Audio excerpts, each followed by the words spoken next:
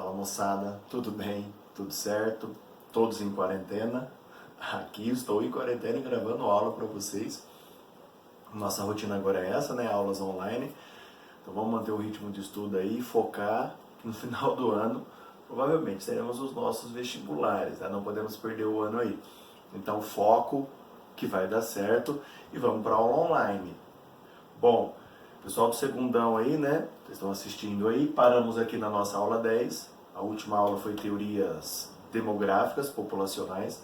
A gente vai falar sobre a aula 10. É uma aula que traz conceitos basicamente que já vimos. Um deles que nós não vimos, mas é muito importante, que é o que a aula traz de novo, é o conceito de miscigenação populacional. É o conceito de mistura de raças, mistura de povos. Conceito este que no Brasil foi muito intenso. Então, historicamente, tínhamos o índio na nossa população.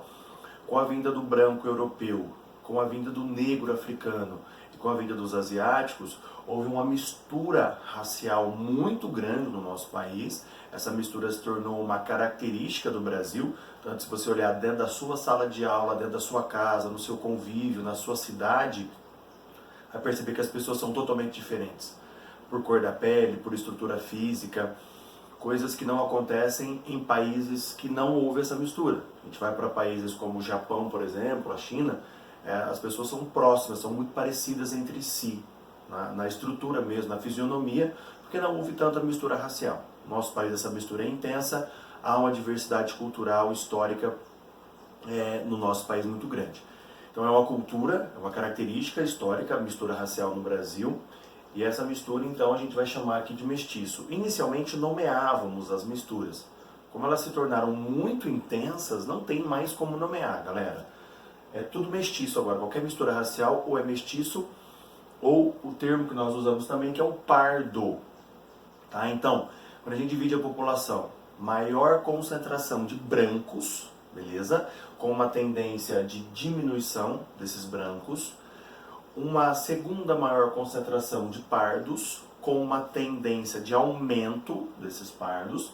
Depois negros, os amarelos e os indígenas. Lembrando, o amarelo, se ele tiver mistura racial, ele vem para o pardo. O negro, o branco, se tiver mistura racial, vem para o pardo.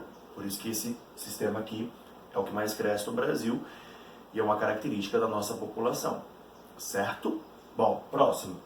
População absoluta, já falamos sobre esse conceito, é a população total de uma área, de um país, de um estado, de uma cidade ou de uma região. Né? Lembrando, o Brasil hoje tem a sexta maior população do mundo, né? Já vimos, mas só relembrando, perdemos para a China, para a Índia, Estados Unidos, Indonésia, Paquistão, que ultrapassou o Brasil ano passado, e nós, Brasil, o sexto país mais populoso do mundo.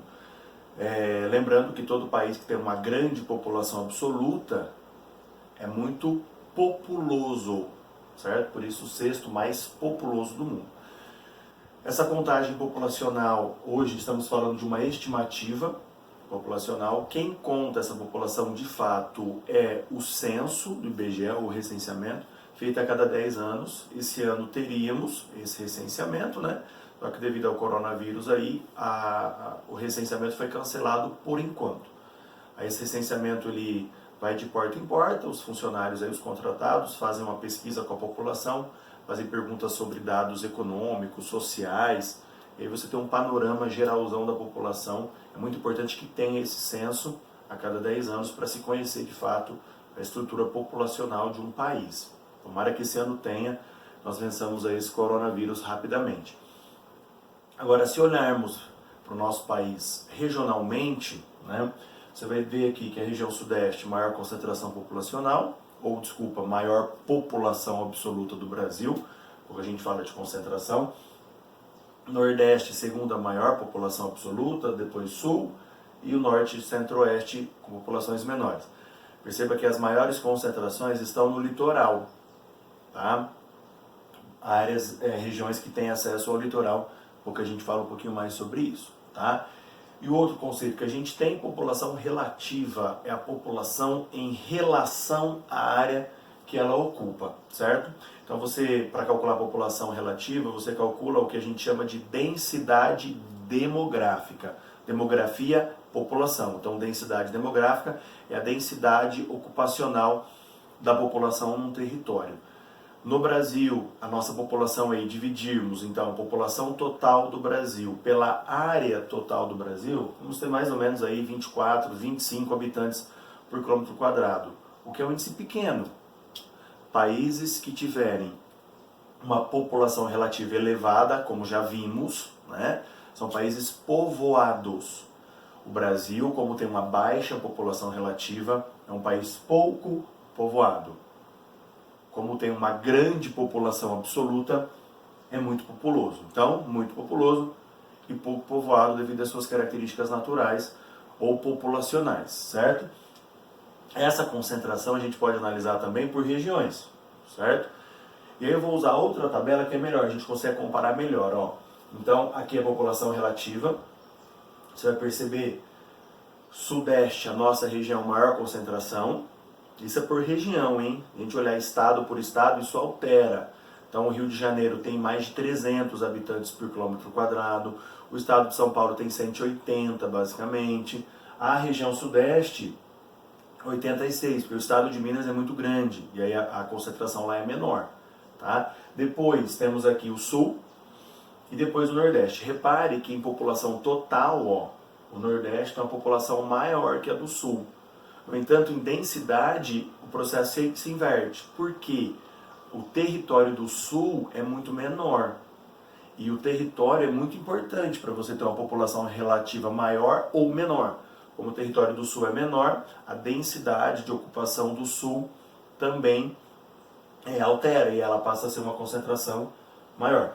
Mesma coisa Norte e Centro-Oeste, populações iguais, basicamente, né?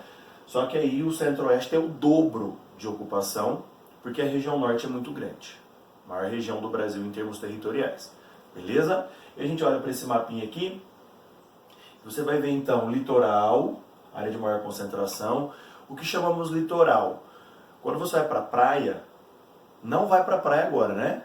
Não vai lá para o Guarujento não, hein? Não vai para o Guarujento não, porque lá tem que passar por São Paulo, maior foco de coronavírus e tal, fica em casa, quarentena. Mas vamos pensar, quando você ia para o Guarujento, colocou o pezinho na praia lá, até 200, 300 quilômetros para o interior é o nosso litoral. Nessa área é a área de maior concentração.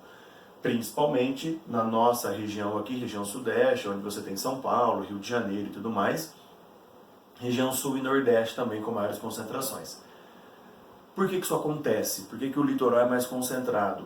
Alguns motivos fazem isso acontecer. Então você tem a herança histórica, né? As primeiras áreas a serem ocupadas do Brasil foram as áreas litorâneas, a própria proximidade com o colonizador, facilidade de importação, exportação, as primeiras áreas que desenvolveram de fato a agricultura, a pecuária, as primeiras áreas a se industrializarem, então elas acabam tendo uma concentração populacional maior.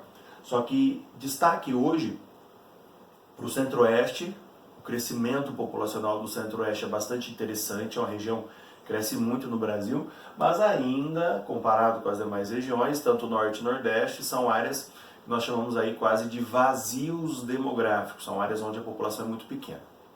Beleza? Bom, galera, os exercícios dessa aula eu posto no final, vou colocar uma imagem ali com as fotos dos exercícios e façam tarefa mínima e tarefa complementar dessa aulinha aqui. Beleza? Eu vou olhar lá depois e teremos atribuição de notas em relação a isso.